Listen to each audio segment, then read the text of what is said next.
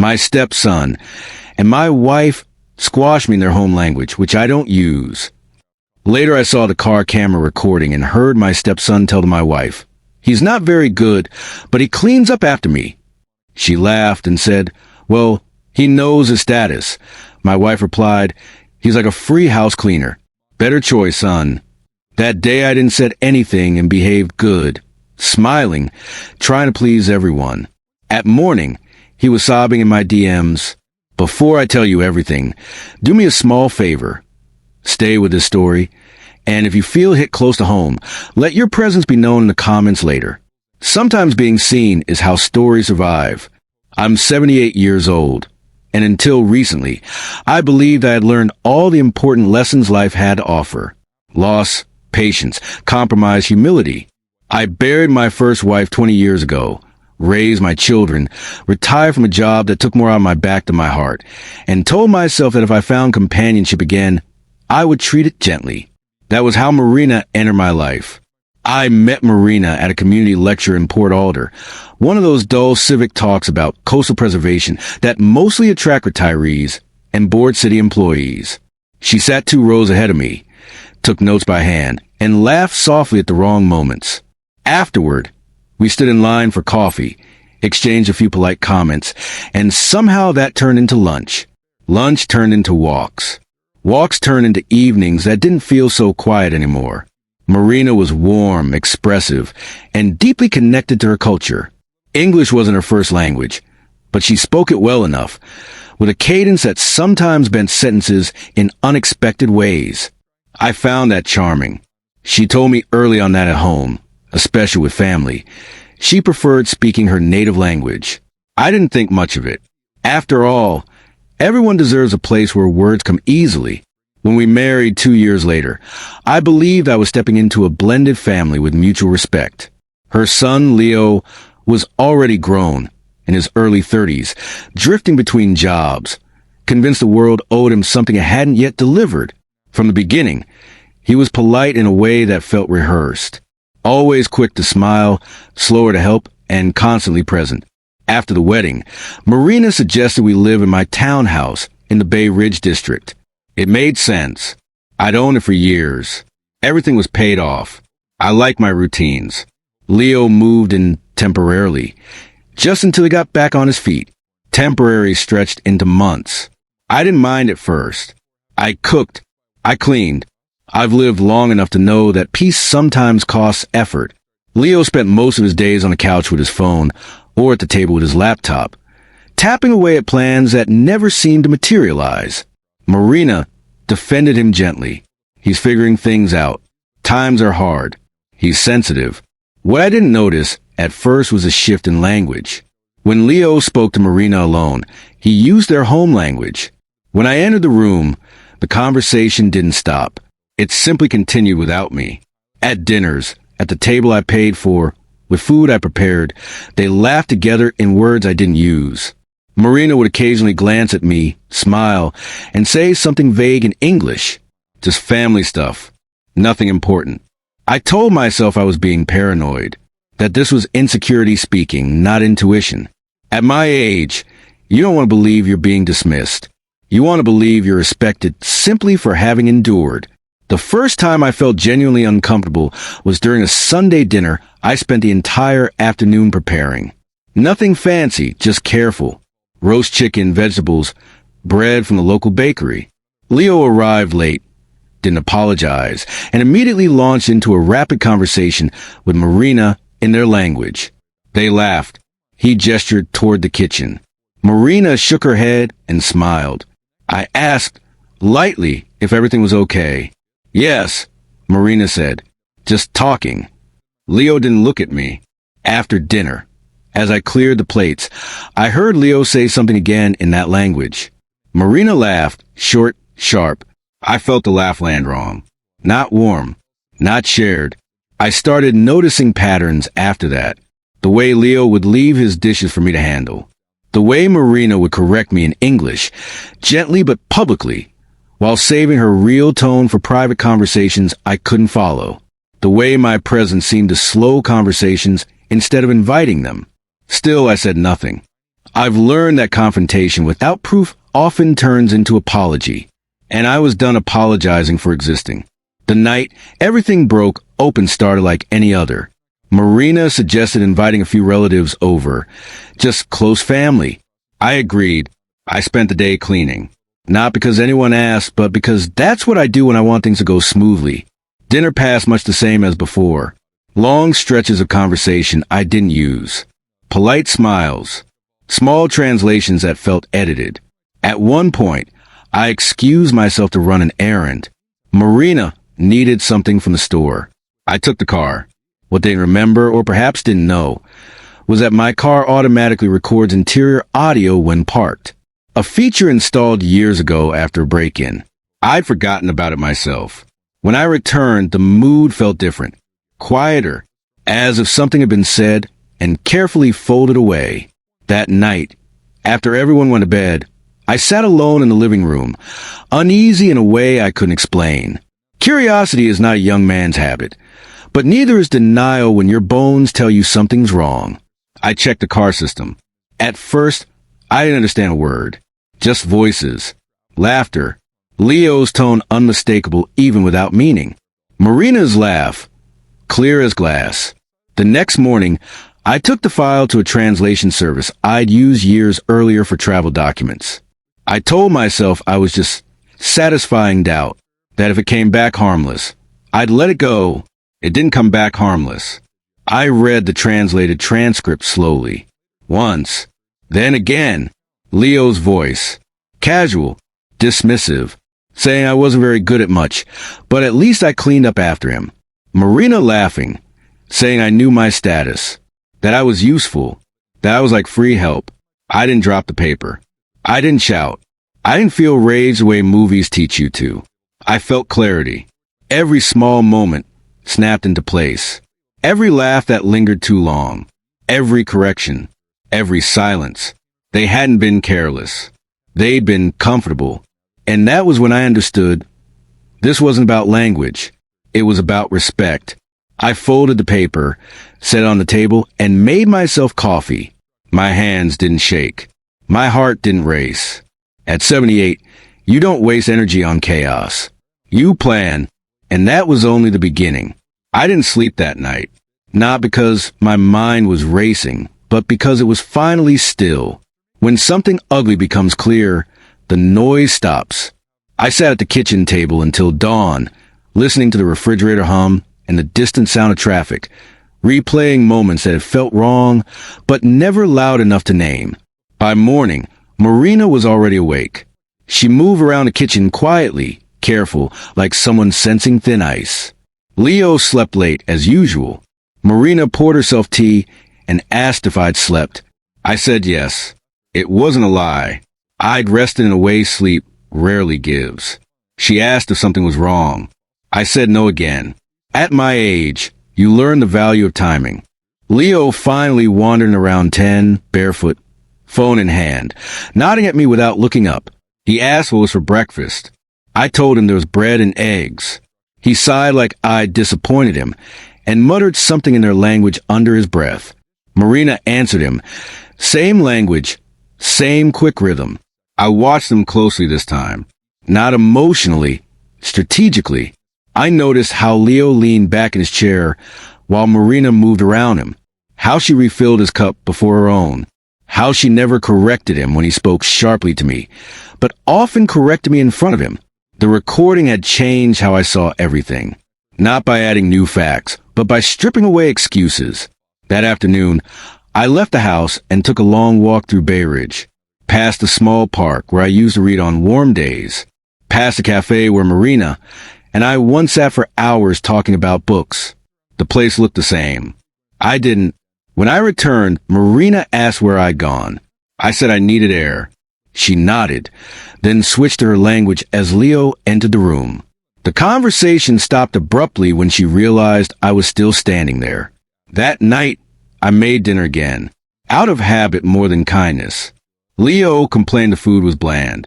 Marina apologized to him, not to me. I went to bed early and locked the door. I hadn't done that before. The next morning, I printed the translated transcript. 2 copies. One stayed folded in my jacket pocket. The other went into a folder with my important documents. I didn't confront them immediately. People expect anger. It gives them leverage. I wanted truth without theater. 2 days later, Leo crossed a line he didn't know existed. I was in the living room reading when he told Marina, in their language, that I was getting confusing lately. That maybe I needed supervision. That older men sometimes didn't notice when they were slipping. Marina didn't correct him. She nodded. That was when I realized the danger was a humiliation. It was replacement. I had seen this story before, not personally, but often enough. An older spouse slowly reframed as fragile. Decisions quietly moved elsewhere. Authority diluted, not through force, but narrative. That night, I called Frank Dalton. Frank and I had been friends for over 40 years. He knew my voice well enough to hear what wasn't said. "You sound calm," he said. "That worries me." "I need advice," I told him, not sympathy. I explained everything. The language, the recording, the shift. Frank was quiet for a long moment. "You did the right thing by not reacting," he said finally, "but you need to protect yourself, legally and practically." "I know." "Then start now," he said, "before they do." The next morning, I scheduled an appointment with my attorney. Updated documents.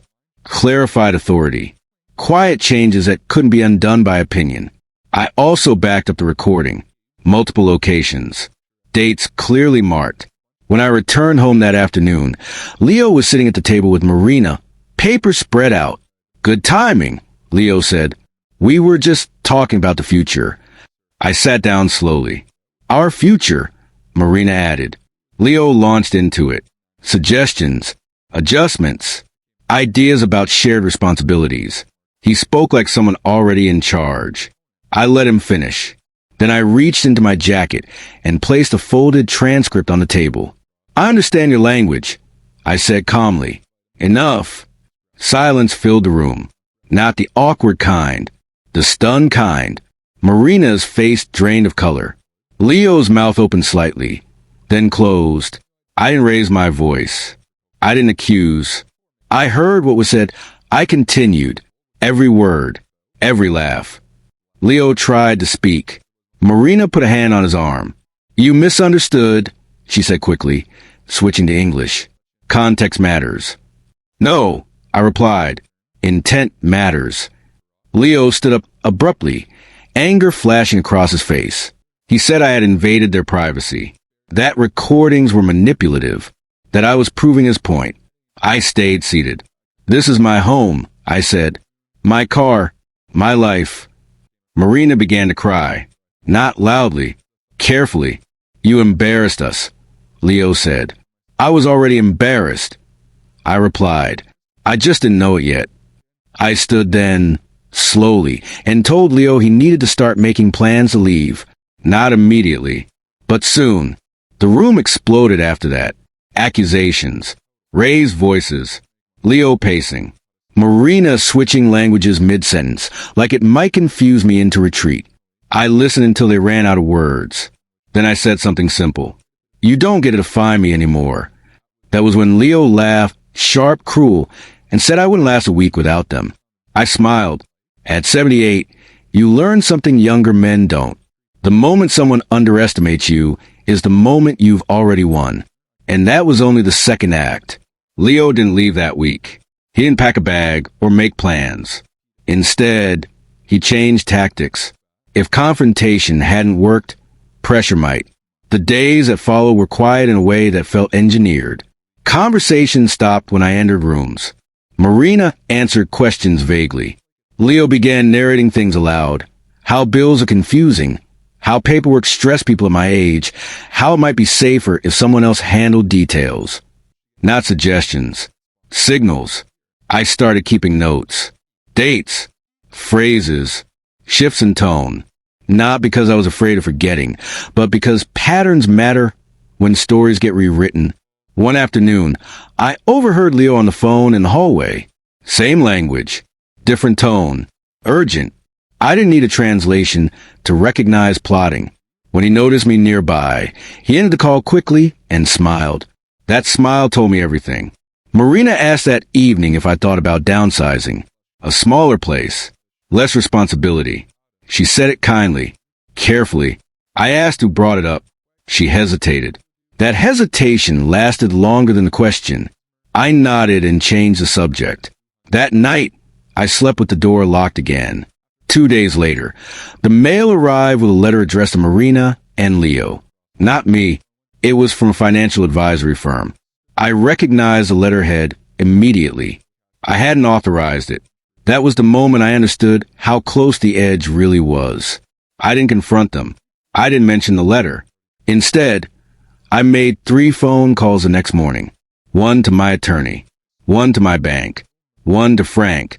By noon, access had been restricted, permissions clarified, emergency clauses removed, quiet walls erected around things that mattered.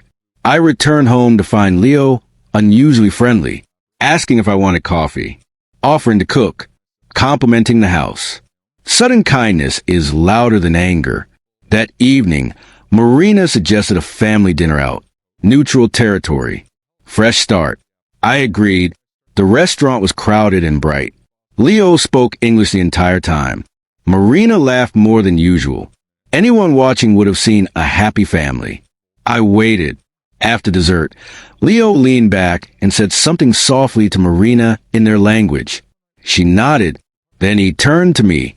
We've been worried, he said, about stress, about memory, about whether this is all too much for you. I looked around the table. Other diners. No witnesses who mattered. I'm managing fine, I replied. That's what worries us, Marina added gently. There it was. I reached into my jacket and placed my phone on the table. I tapped the screen. The translated transcript appeared. I'm not confused, I said calmly. I'm informed. Leo's face hardened. Marina's eyes filled again, this time less controlled. You're tearing this family apart, Leo said. No, I replied. I'm stepping out a story you wrote without me. Leo stood abruptly, chair scraping loud enough to draw glances. He accused me of betrayal, of manipulation, of turning private jokes into weapons. I paid the bill and stood. Pack your things, I said quietly. You have 72 hours. The car ride home was silent. That night, Marina didn't come to bed. The next morning, Leo was gone early. Marina told me he was looking for options. By the second night, messages started arriving. Long ones, emotional ones, some apologetic, some angry, all manipulative. I didn't respond. On the third day, Leo returned late, drunk and loud, demanding to talk. When I refused, he kicked the chair hard enough to leave a mark in the wall. That was when I called Officer Raymond Cole. Not to escalate, but to document. Leo left before the officer arrived. Marina cried, blamed stress, blamed misunderstanding. I stayed calm. The next morning, Leo was gone for good. His room empty. His presence reduced to silence and the smell of cheap cologne. Marina stood in the doorway, unsure which side of the house she belonged to. This didn't have to happen, she said. I met her eyes. It already did, I replied. And in that moment, I understood something painful and final. This wasn't just about a stepson. It was about a marriage that had quietly chosen sides long before I noticed. And the last act was coming. The house felt larger once Leo was gone. Not emptier, larger. Sound traveled differently.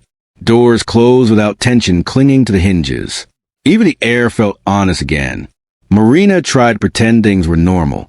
She cooked once, carefully, the way she used to at the beginning of our marriage. She asked if I wanted tea in the evenings. She spoke English more often, as if language alone could rebuild trust.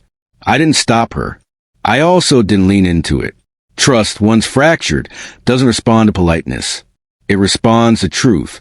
3 days after Leo left, Marina asked if we could talk. Not in the kitchen, not in the living room. She chose the dining table, like it was a negotiation. She told me she felt caught in the middle. That Leo was her son. That family loyalty was complicated. that she never meant for things to go as far as they did. I listened without interrupting. When she finished, I asked one question. Did you ever correct when I wasn't there? She didn't answer right away. That pause told me more than any confession. She said she loved me, that she appreciated everything I'd given her, that she never expected things to turn ugly.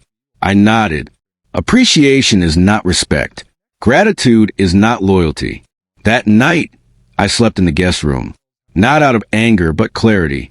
The following week, Marina grew anxious. She asked about finances more often, about accounts, about documents. She framed questions as curiosity, but the shape of them had changed. They were no longer shared questions. They were inventory. I answered vaguely. One afternoon, Frank came by. We sat on the porch with coffee, watching the street like two men who'd learned patience the hard way. You're doing the right thing, he said, even if it costs. I know, I replied. I just didn't think the cost would be this. He nodded. It always is. That evening, Marina told me Leo was struggling. No job, no place to stay. She asked if we could help him temporarily. Just a little. Just until he stabilized. I didn't raise my voice. I won't fund disrespect, I said. Not retroactively. She cried. Not theatrically. Tired tears. He's my son, she said. And this is my home, I replied.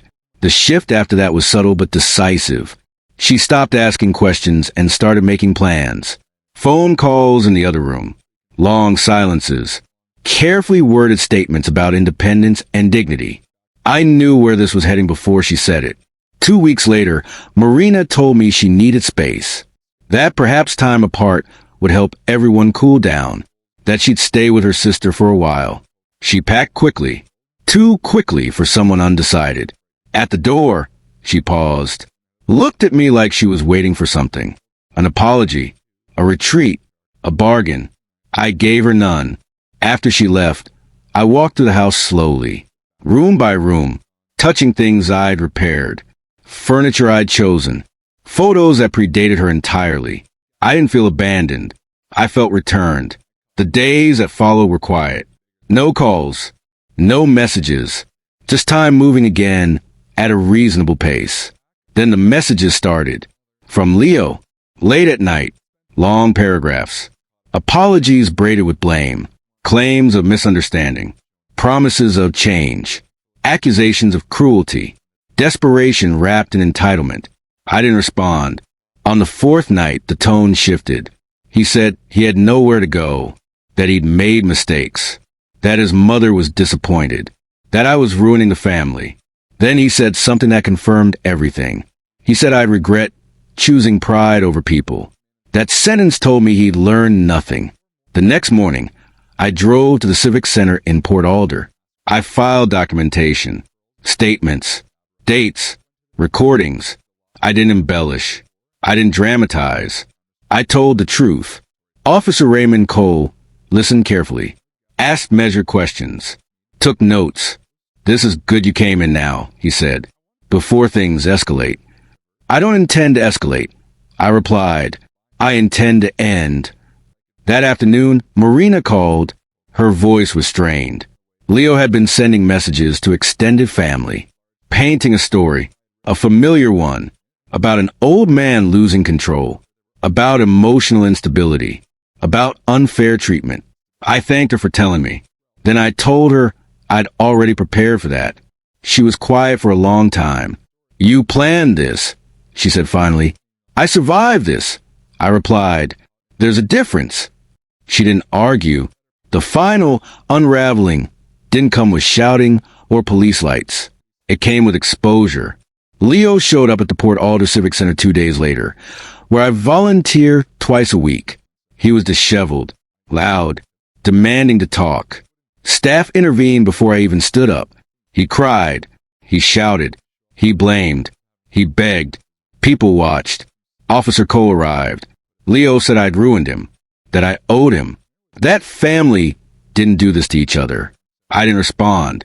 The truth doesn't need defense when it's documented. Leo was escorted out, officially warned. His breakdown wasn't cinematic. It was small, public, and final. That evening, Marina sent one last message. I didn't think it would end like this. I typed back one sentence. It ended the way it was heading. I didn't hear from either of them again. And for the first time in years, I ate dinner alone without feeling lonely. Because peace, real peace, is not silence. It's safety. And there was still one chapter left. The weeks that followed were quiet in a way I hadn't felt in decades. Not the hollow cry of abandonment, but the earned kind. The kind that settles after a storm when you finally trust the sky again. I changed the locks. Not in anger, in certainty. Mornings became mine again. Coffee tasted stronger. I started walking the long route by the river, the one Marina always said was unnecessary. I fixed a loose step on the back porch, reorganized the garage. Small things, honest things. One afternoon, I opened the old box of paperwork I'd avoided for years. Titles, deeds, statements. I didn't rush. I read every page like a man reclaiming his own name. I met with my attorney the following week and made changes I should have made long ago. Clear lines, no confusion, no room for interpretation. Family, I learned, isn't about proximity or shared language. It's about how people treat you when they think you don't understand. Word traveled faster than I expected. Neighbors stopped me to ask if I was okay. Friends I hadn't heard from in years called just to check in. I didn't tell stories. I didn't explain. I simply said, I'm doing better than I was. And I was. One evening, as the sun dipped low and painted the walls gold, I sat at the same dining table where I'd once been diminished. The chair no longer felt small. I realized something then. Respect isn't something you negotiate for. It's something you withdraw access to when it's violated. Leo never contacted me again.